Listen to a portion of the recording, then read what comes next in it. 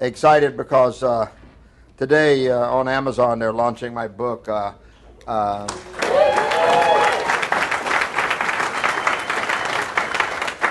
And Attitude the Warrior Way. And why? Because I would run across people all the time in the martial arts industry that, in my opinion, had a poor attitude in spite of the fact that they're in the martial arts, they've got everything to look forward to, and the possibilities are unlimited, and still somehow they manage to hold on to an attitude they got from their parents or their instructor or from their situation or their spouse or something.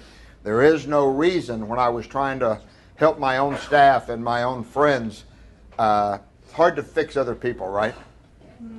So sometimes I would try to put information in front of them and have them choose to fix their attitude. Because some people with a bad attitude, they'll tell you, I don't have a bad attitude. What are you talking about? You know that guy, right?